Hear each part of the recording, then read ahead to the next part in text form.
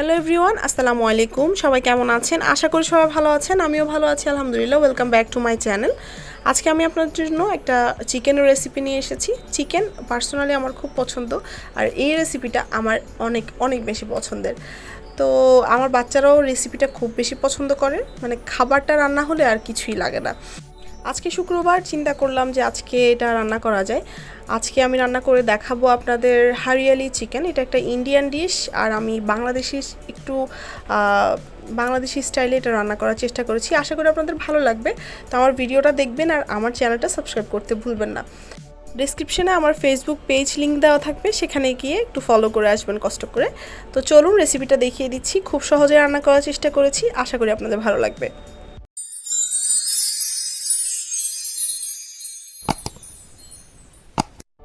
Hariyali chicken রান্না করার জন্য এখানে আমি নিয়ে নিয়েছি পেঁয়াজ কুচি। আমি ছোট সাইজের পেঁয়াজ নিয়েছি, এজন্য 4-5টা পেঁয়াজ নিয়েছি। এদিকে নিয়েছি আদা কুচি আর রসুন কুচি।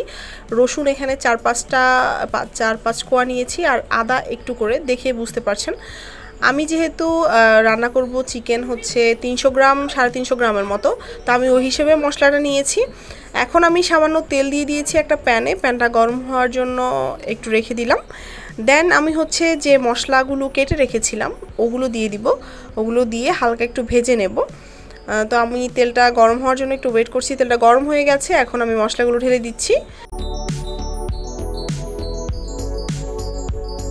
চুলাটা আমি একটু মিডিয়াম হিটে রেখেছি। আমি মিডিয়াম হিটে রেখেই মশলাটা 4-5 মিনিট ভাজবো। এটার যে কাঁচা স্মেল আছে ওটা চলে যাওয়া পর্যন্ত এটা ভাজতে হবে।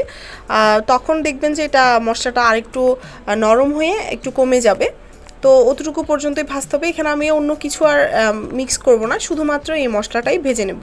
প্রথম দিকে এটা কাঁচা গন্ধ করলেও পরবর্তীতে খুব সুন্দর একটা স্মেল বের হবে। আমার মশলাটা হয়ে গেছে, দেখতেই পাচ্ছেন ভাজা হয়ে গেছে। এখন আমি এটা তুলে নিব একটা বাটিতে।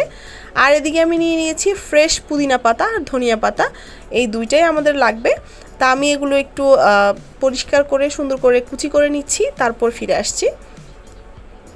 এদিকে নিয়েছি আমি 4টা কাঁচামরিচ, আর নিয়েছি 2 টুকরো বড় বড় লেবু, আর এদিকে হচ্ছে মশলাটা রয়েছে।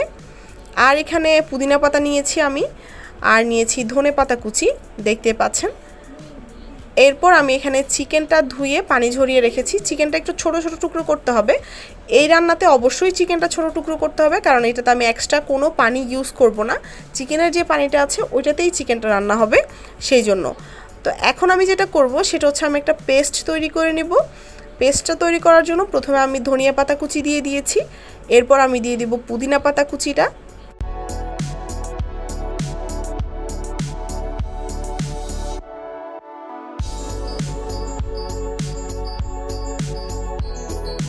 এখানে আমি এখন লেবুর রস অ্যাড করব।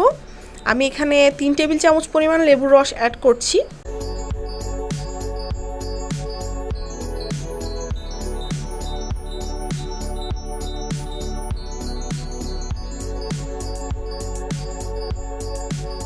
এরপর আমি দিয়ে দিব কাঁচামরিচটা। কাঁচামরিচ 4টাই আমি ভেঙে একটু দিয়ে দিচ্ছি। আপনারা চাইলে বাড়িয়ে কমিয়ে দিতে পারেন, ঝালটা আপনাদের উপর নির্ভর করে। আমার বাচ্চারা যেহেতু খায় সেজন্য আমি একটু কমিয়ে দিচ্ছি। মোটামুটি লেভেলের ঝাল আমি দিচ্ছি রান্নাতে। তো এরপর হচ্ছে আমি এগুলো একটু পেস্ট করে নিব।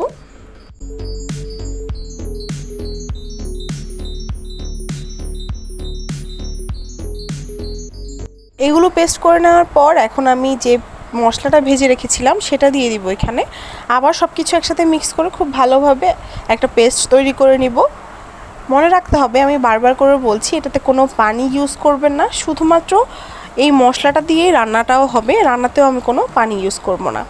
পেস্টটা হয়ে গেছে। এখন আমাদের যেটা করতে হবে সেটা হচ্ছে আমি চিকেনের মধ্যে পেস্টটা ঢেলে দিব। ঢেলে দিয়ে মিক্স করে 15 থেকে 20 মিনিট ম্যারিনেট করে রেখে দিব।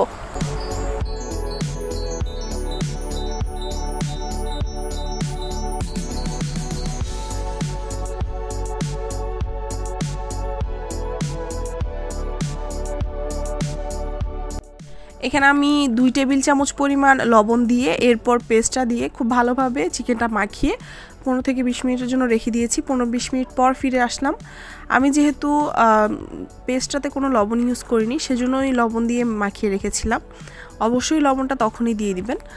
আর এখন আমি যেই পাত্রে হচ্ছে মশলাটা ভেজেছিলাম সেম পাত্রে আধা কাপ পরিমাণ সয়াবিন তেল দিয়ে দিব। তেলটা গরম হওয়ার পর আমি চিকেনটা সহ পুরোটাই এখানে ঢেলে দিব। খুব সাবধানে চিকেনটা আমি ঢেলে দিয়েছি। তেলটা যেহেতু গরম আছে ফুটে আসতে পারে, খুব সাবধানে ঢালতে হবে। এরপর আমি তেলের মধ্যে এটাকে মিডিয়াম আঁচে আস্তে আস্তে কষাতে কষাতে রান্না করব। এখানে কিন্তু মোটেও কোনো পানি ইউজ করবেন না। চিকেন থেকে একটা পানি বের হবে আর ওই পানিতেই চিকেনটা সেদ্ধ হয়ে যাবে। যেহেতু আমি চিকেনটা ছোট ছোট টুকরো করেছি সেহেতু সেদ্ধ হতে বেশি সময় লাগবে না। আর একটা কথা, সেটা হচ্ছে অবশ্যই কিন্তু চিকেনগুলো ছোট টুকরোই করতে হবে। মূলত এই রান্নায় কোনো পানি ইউজ করা হয় না, সেজন্যই চিকেনগুলো ছোট ছোট টুকরো করা হয়। তো সব কিছু একসাথে মিক্স করে এরপর আমি একটু ঢেকে দেব। চুলাটা একদম মিডিয়াম হিটে রাখবো। মিডিয়াম হিটে রেখে আমি রান্না করব। তো এখন আমি ঢেকে দিচ্ছি। 3-4 মিনিট ঢেকে রাখার পর আমি এটাকে আবার একটু মিক্স করে একটু নেড়ে চেড়ে দেন আবার ঢেকে দিব। এবার আমি 10 থেকে 15 মিনিট পর ঢাকনাটা উল্টে দেখছি কি অবস্থা। চুলাটা কিন্তু অবশ্যই মিডিয়াম হিটে রাখতে হবে, না হলে কিন্তু পুড়ে যাবে। তো আমি ঢাকনাটা তুলে দেখি, এই যে দেখতে পাচ্ছেন পানি বের হয়েছে চিকেন থেকে। আর এই পানিটা শুকানোর পর আমি চিকেনটা নামিয়ে নিব। তো আবার একটু নেড়ে চেড়ে দিচ্ছি।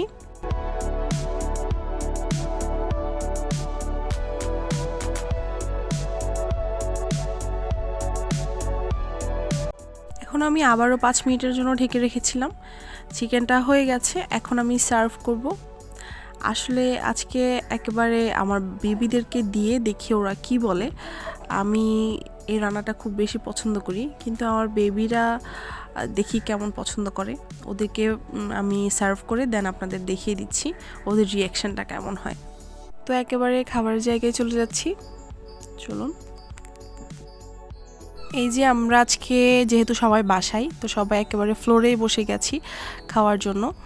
আর নিচে বসে খাওয়া সুন্নত, কেউ এটা দেখে কোনো বাজে মন্তব্য করবেন না আশা করি।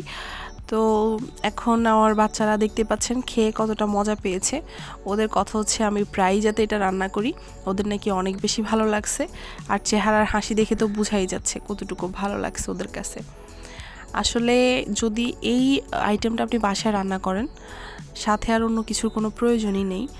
আমি হচ্ছে একটু ডাল ভাজা করেছিলাম, আর হচ্ছে মানে ডাল ভুনা যেটা সেটা করেছিলাম, আর হচ্ছে এই চিকেনটা দিয়েই আমাদের দুপুরের লাঞ্চ শেষ হয়েছে। আর ডাল ভুনার রেসিপিটা যদি আপনাদের কারো লাগে তাহলে কমেন্ট করবেন। আমার ভিডিওটা আশা করি আপনাদের ভালো লেগেছে। আমার পরবর্তী ভিডিও দেখার আমন্ত্রণ রইল। সে পর্যন্ত সবাই ভালো থাকবেন, সুস্থ থাকবেন, আর আমার জন্য আমার বাচ্চাদের জন্য দোয়া করবেন। আজকের মতো বিদায় নিচ্ছি। আল্লাহ হাফেজ।